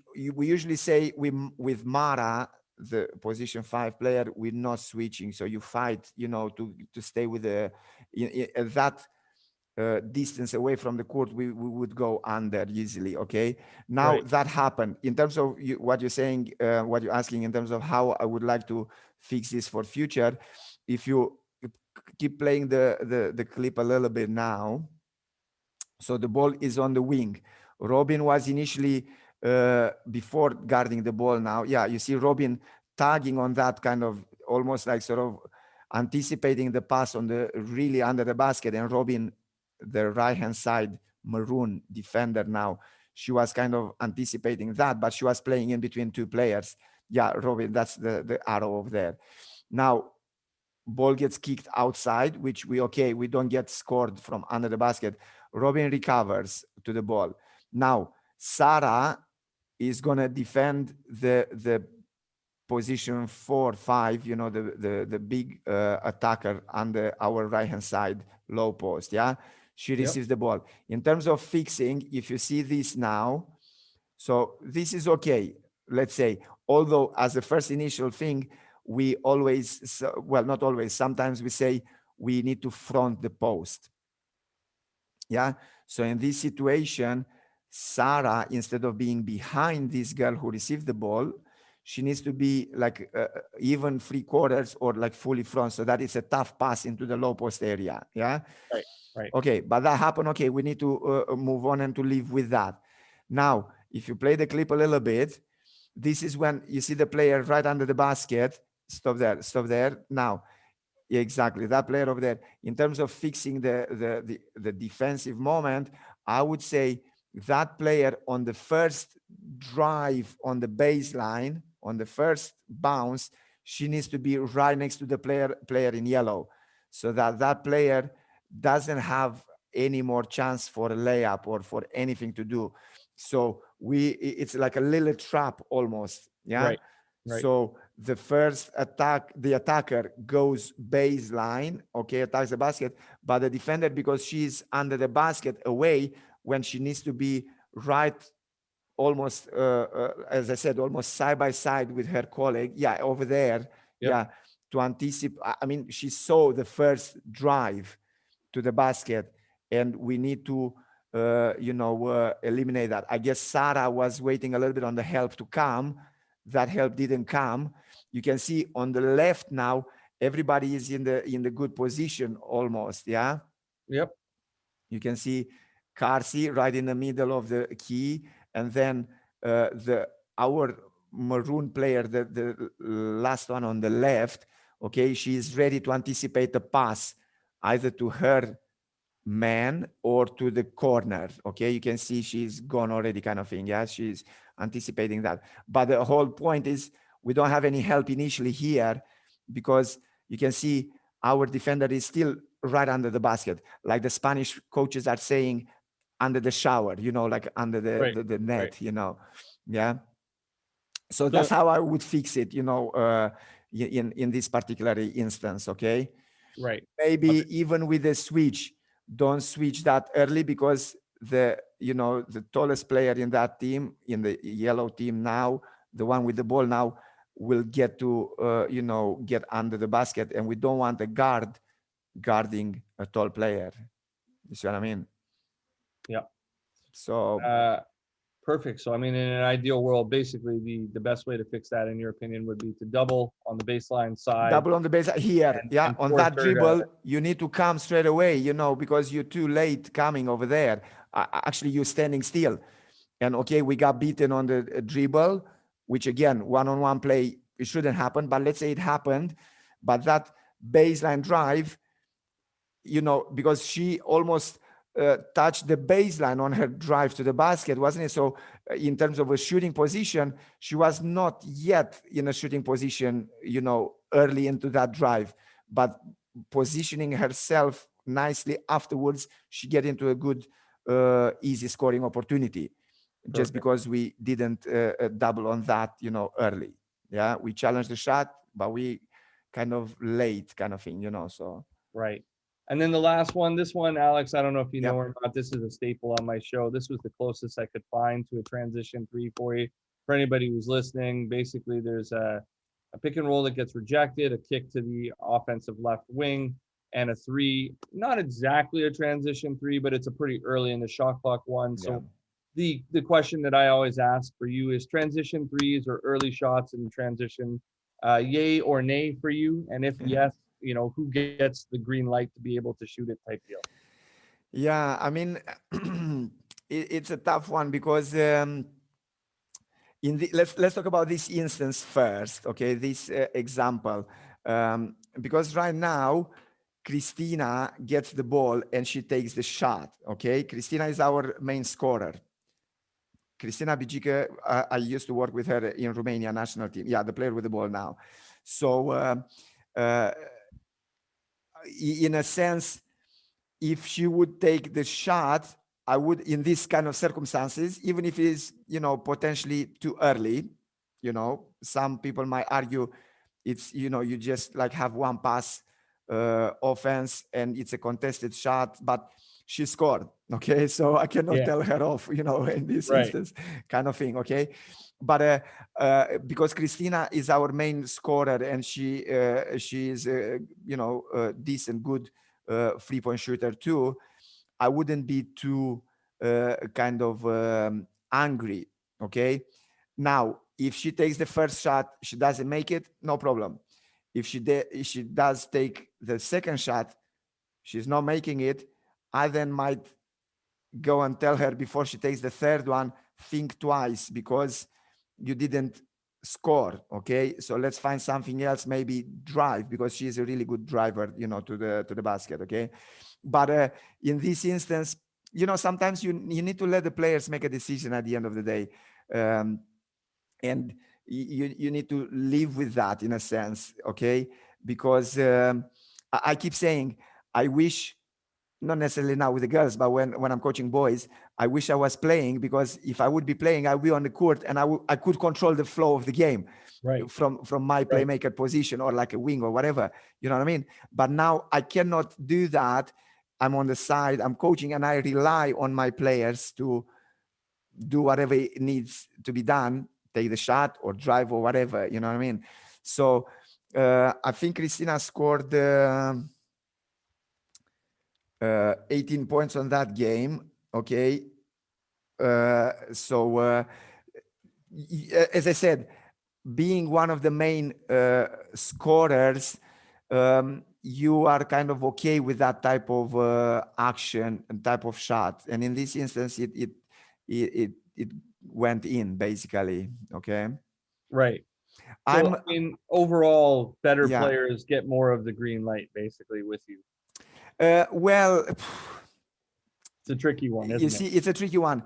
You see, I'm trying to think a little bit kind of pragmatically and a little bit logically, because as I said at the beginning, we are not the greatest uh, shooting team from like mid range or from long range. Okay, some of our players, yes, individually they are, but overall as a team, our stats are pretty low. Okay, in this component of the game. Okay, and my in my mind, and I keep saying to my players this all the time, what's the point to go over there, miss the shot, give the ball to the opposition so they got the chance to come and score on us, when we can actually take a good offense, run a good offense, and actually get something out of the offense. As a minimum for me, every offense, if you can get minimum like a foul, to draw a foul, that's good. If you Right. get like a point or two or three, that's even better. Or even if you get like an end one situation, that's amazing. That's ideal scenario.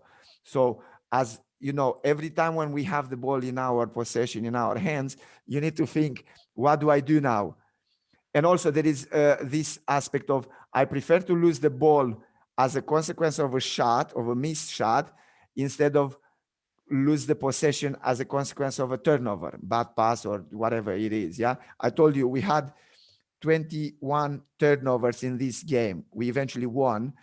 Usually above 20, 20, 25, it's your chances to win the game are kind of reduced. Okay. Right. For sure. So, but at least we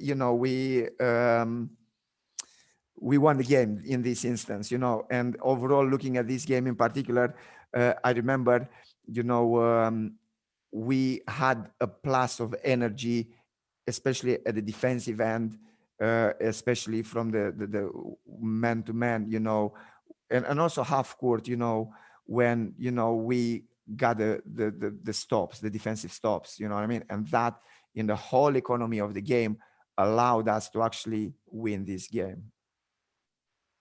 Thank you, sir. Appreciate. Yeah. If anybody has questions, please feel free to jump in. But if not, I will wind it down there, sir. Thank you so much for jumping on. I sincerely appreciate being able to sit in and learn from you and hear your perspective of what you're doing, and how to get better and how you're teaching the game. And this was a great experience for me. Thank you. Yeah, thank you very much for this opportunity, to share some of my ideas, and as I said, um, obviously basketball is a beautiful game. We all love Yeah, it, and for me, basketball is like a game of chess. I don't know how many people here, or people who will watch. I don't know how many people play chess, but for me, basketball is exactly like a game of chess. Okay, you have your tools, your players, you have the display, you have your own half, and you go and attack the other half in order to capture the king or whatever. Okay. um, and obviously it's always a little bit of anticipation, what's the opposite team gonna do, and also a little bit of reaction. Okay, if they done that, what's my move now, what's my best move out of the few options. Okay, so I always say, basketball coaching is like playing chess. You need to, okay, you got a plan, but that plan might be, you might need to change that plan even at halftime, or even early in the game, or depending on how the game goes, and depending on your personnel as well, right. because you rely on your players and what do they give you on the day. Yeah, I Yes. I was speaking about the form earlier. Yeah, so we were hitting a little bit of a form December, January. You could see we got a few wins under our belt at that time of the season, and suddenly the season finished in that particular season. So, but that's life. We have to deal with it. So For sure. I will just end with my typical note. Thank you again, and thanks to all the coaches who tune in and those that jump on live. I hope you continue to find value in it. Please reach out if you want to get in touch with Coach Radu, and also I will, as I mentioned, put the links to your books in the description. Uh, yes, please. Yeah. Multiply published author, great stuff. Please go and check it out. Thank you for your Yeah. time. I appreciate it. Thank you very much once again. And all the best to you. And yeah, let's stay in touch. And I look forward to that moment when we're gonna meet, like sort of in person. You know what I mean? Well, Wherever that might be in the world, in Canada or in Europe or wherever. You know, so yeah, for sure. uh, yeah, that's gonna happen for sure. You know, in the future. So yeah, absolutely. Let's stay in touch, and please share, you know, my email with anyone who is interested, and you know, my phone, whatever. So Sounds absolutely. good. I'm And gonna thanks stop the again recording. for this wonderful opportunity to share a little bit of, you know, some of my ideas, you know. So Love it. I'm gonna stop the recording there. Please tune in next week, guys.